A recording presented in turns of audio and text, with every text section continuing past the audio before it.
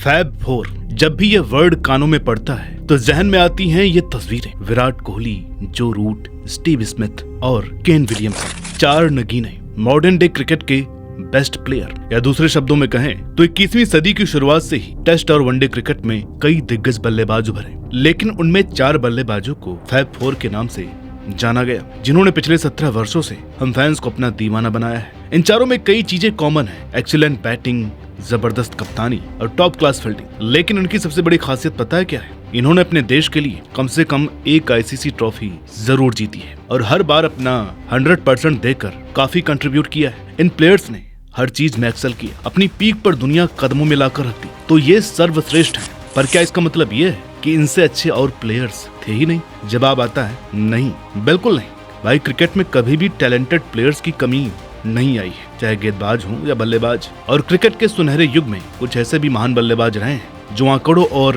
प्रतिभा के मामले में किसी से कम नहीं थे, लेकिन हमेशा इन चारों की दमक में दबे रह गए। कमी आई तो एक चीज की, हमारे देखने की। जी हाँ, ये सच है दोस्तों। हम फैब 4 के ऑब्सेशन में ऐसा खो गए कि ये भूल ही गए कि और भी एक से बढ़कर के एक टैलेंटेड बल्लेबाज मौजूद थे इस दौर में। तो चलिए आज के इस वीडियो में हम कुछ ऐसे ही लेजेंडरी बल्लेबाजों की बात करेंगे जिनमें कमी तो कोई नहीं थी, लेकिन फैब 4 के दबदबे में दबकर रह गए।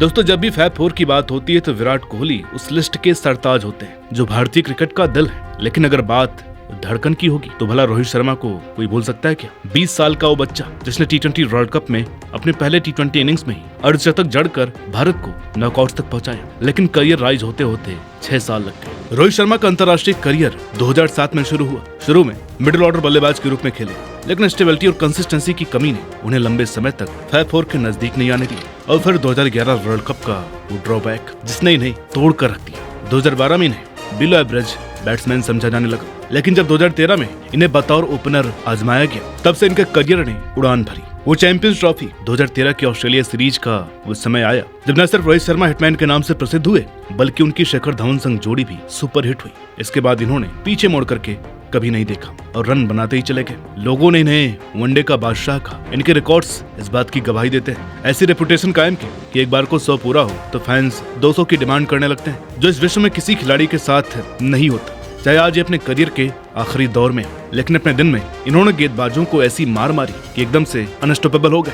क्रिकेट जगत में कितने ही दिग्गज हुए, लेकिन 150 रन की पारी बमुश्किल खेल पाए, मगर इन जनाब ने 8 बार इस माइलस्टोन को पार किया। आज भी ओडीआई में 3 डबल सेंचुरी वाले इकलौते बल्लेबाज हैं। 2019 वर्ल्ड कप में हमने इनकी पीक देखी, इनके बल्ले से 5 शतक का वर्ल्ड रिकॉर्ड, और उस टूर्नामेंट में सर्वाधिक 648 रन भी बने। 2023 वर्ल्ड कप में 54 की औसत और 126 के स्ट्राइक रेट से 597 रन कूट दिए। ओडीआई क्रिकेट में आज विराट और सचिन के बाद रोहित ही हैं 32 शतक के साथ। वनडे में 11,168 रन, 49 की औसत, यही नहीं 4,231 रन के साथ आज भी ये T20 क्रिकेट में सर्वाधिक रन स्कोरर है। 14 का स्ट्राइक रेट, 32 का औसत, सर्वाधिक 5 शतक। व्हाइट बॉल में काफी जबरदस्त आंकड़े रहे इनके, लेकिन दुख इस बात का है कि इन्हें टेस्ट क्रिकेट में मौका देरी से मिला। 2019 के बाद जब इन्हें ओपनर बनाया गया तभी इनकी असली क्लास सामने आई। हालांकि 67 टेस्ट में 41 की औसत और 12 शतकों से बनाए 4,301 रन में कोई खराबी नहीं है, लेकिन फैंस इनके आखिरी 2 खराब सीरीज ही देखते और इन्हें खराब टेस्ट बैट्समैन बताते हैं, जो कभी था ही नहीं। अब ये तो बात थी इनकी काबिलियत की,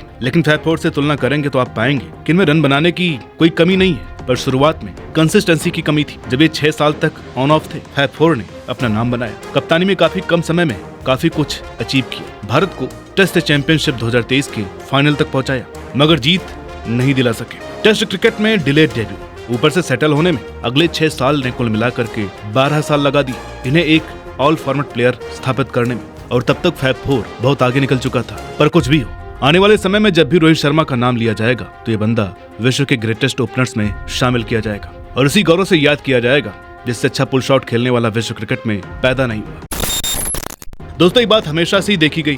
जब भी पिछले दशक में कभी भारत और ऑस्ट्रेलिया का मैच होता था ना, तो असली मैच टॉप 3 का ही होता था। अगर हमारा टॉप 3 तगड़ा था तो इनका भी जबरदस्त। अगर हमारे पास रोहित शर्मा थे तो इनके पास थे डेविड वार्नर, वो बंदा जो शुरुआत से ही अल्ट्रा अग्रेसिव था, आक्रामक रवैया, जो टेस्ट, ओडीआई और T20 हर जगह दुरुस्त रहा। डेविड वार्नर का पदार्पण ही धमाकेदार था। बिना फर्स्ट क्लास क्रिकेट खेले अंतर्राष्ट्रीय क्रिकेट में प्रवेश और अपने पहले टी20 में मकान एंटनी, डेल स्टेन, एलबी मॉर्कल जैसे धुरंधरों वाली बॉलिंग लाइनअप को उधेड़ कर रख दिया। इन्होंने कंसिस्टेंसी से बहुत ही रन बनाए और बहुत जल्द ही ये सबसे खतरनाक ओपनर बन गए। ये बंदा जितना ताबड़तोड़ ओपनर था उतना ही खूंखार फील्डर, जो जबरदस्त रिफ्लेक्सेस के साथ कई असंभव कैच पकड़ लिया करता। अगर बात करें इनकी काबिलियत की तो इनकी उपलब्धियां बहुत हैं। आइए एक नजर उस पर भी डाल लेते हैं। 112 टेस्ट में इनका 70 का स्ट्राइक रेट था। टेस्ट में 8,786 रन, 26 शतक, 45 के करीब औसत। ओडीआई क्रिकेट में 6,932 रन, वो भी 97 के स्ट्राइक रेट से, 45 की औसत से। टी20 में भी 33 का औसत, 142.5 का स्ट्राइक रेट। इनका कद बेशक छोटा था लेकिन क्रिकेटिंग ब्रिलियंस विशाल का है। 2021 टी20 वर्ल्ड कप विनिंग टीम के प्लेयर ऑफ द टूर्नामेंट भी थे। वनडे वर्ल्ड कप 2015 और 2023 विजेता टीम का हिस्सा थे। 2019 वर्ल्ड कप में रोहित शर्मा के बाद यही थे टॉप स्कोरर 647 रनों के साथ। आप इन्हें देख करके नहीं कह सकते कि ये सिर्फ टेस्ट के प्लेयर थे या ओडीआई के, क्योंकि ओडीआई में भी ये सुपर हिट थे। 7 बार 150 प्लस का स्कोर किया। यही नहीं, ये टी20 स्पेशलिस्ट भी थे। आईपीएल में 3 बार ऑरेंज कैप जीती। 41 की औसत और 140 के स्ट्राइक रेट के साथ आज भी ये चौथे हाईएस्ट रन स्कोरर है आईपीएल में और नंबर 1 विदेशी। एक दाग इनके करियर पर सैंड पेपर कांड, जब 2018 में गेंद से छेड़छाड़ विवाद ने इनके करियर पर बड़ा असर डाला। भले ही वापसी की, लेकिन इमेज पर धब्बा लग चुका था। और फिर वार्नर उस किस्म का अग्रेसिव प्लेयर नहीं रहे। ना ही स्लेज करते थे, ना ही किसी से कोई लड़ाई झगड़ा या फिर गुस्सा। फैब फोर की तुलना में इनके आंकड़ों में बराबरी या कई बार आगे, पर विवाद और व्यक्तित्व की छाया ने इन्हें फैब फोर में शामिल होने से रोक लिया, क्योंकि कोई भी बदनाम और क्लेशों से घिरे व्यक्ति को हाईलाइट नहीं करना चाहेगा फैब फोर के माध्यम से।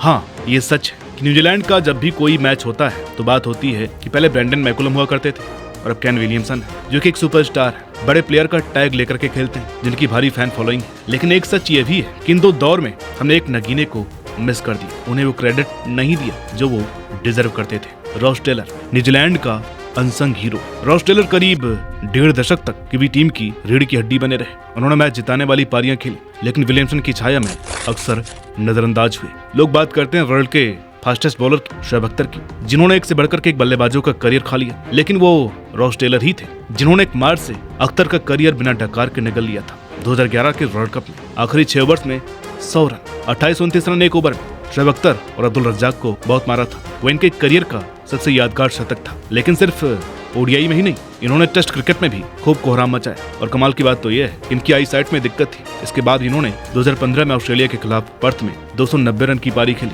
जो कि किसी भी विजिटिंग बल्लेबाज द्वारा सर्वाधिक टेस्ट स्कोर था। बीच मैच इन्हें आई ड्रॉप लेनी पड़ती थी, डॉक्टर को भी दिखाना पड़ता था, लेकिन इन्होंने दुनिया को भी दिखाया कि रॉस टेलर है कौन। अगर बात करें रनों की संख्या और कंसिस्टेंसी की, तो इनके पास वो दोनों थी। टेस्ट क्रिकेट में 7,683 रन, वो भी 45 के औसत से। 19 शतक भी थे। वनडे में 8,607 रन, 21 शतक जड़े, वो भी 47.5 के औसत और 83 के स्ट्राइक रेट से। टी20 में भी 2000 के करीब रन बनाए। विदेशों में भी शानदार रिकॉर्ड है। तो करते फैब फोर से तुलना। टीम के लिए निरंतर योगदान किया, बड़े मौकों पर नॉकआउट मैचों में हमेशा चले, बेशकीमती रन बनाए, लेकिन वो मेहनत आईसीसी ट्रॉफी में तब्दील नहीं हो पाई। न्यूजीलैंड क्रिकेट में केन विलियमसन को पोस्टर बॉय बनाए जाने से वो मीडिया स्पॉटलाइट में कम आए।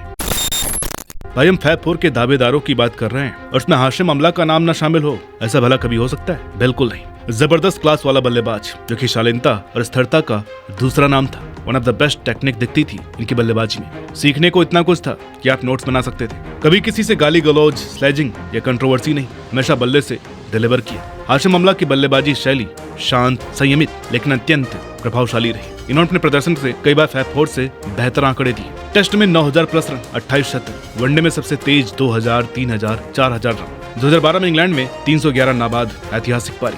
उनका शांत व्यक्तित्व मीडिया ब्रांड्स के आकर्षण से दूर रहा और इसी वजह से उन्हें ग्लोबल स्टार की पहचान नहीं मिल पाई। अब एक सवाल हम सबके मन में उठता है कि फैब फोर ही क्यों, बाकी क्यों नहीं? तो पहला, फैब फोर के चारों खिलाड़ी ऐसे देशों से आते हैं जहाँ मीडिया कवरेज, ब्रांड वैल्यू और क्रिकेट की लोकप्रियता उच्चतम स्तर पर है। दूसरा, फैब फोर ने लगभग एक साथ उभार लिया और लगातार प्रदर्शन किया, वहीं बाकी खिलाड़ियों में या तो देर से चमक आई या स्थिरता की कमी रही। तीसरा, पर्सनालिटी और प्रचार प्रसार। रोहित या अमला जैसे खिलाड़ियों का शांत स्वभाव ग्लैमर से दूर रहा, वहीं विराट, स्मिथ या रूट जैसे खिलाड़ियों की आक्रामकता, मीडिया फ्रेंडली एटीट्यूड ने उन्हें स्टार बनाया। फैब फोर के क्रिकेट में योगदान को कम नहीं आंका जा सकता, लेकिन एक सच ये भी है कि इनके युग में कई ऐसे क्रिकेटर रहे जिन्होंने आंकड़ों और उपलब्धियों के आधार पर कुछ भी कम नहीं किया। वे भले लोकप्रियता की रेस में पीछे रहे हों, लेकिन असली क्रिकेट लवर्स के दिलों में उनका स्थान फैब फोर से कम नहीं है।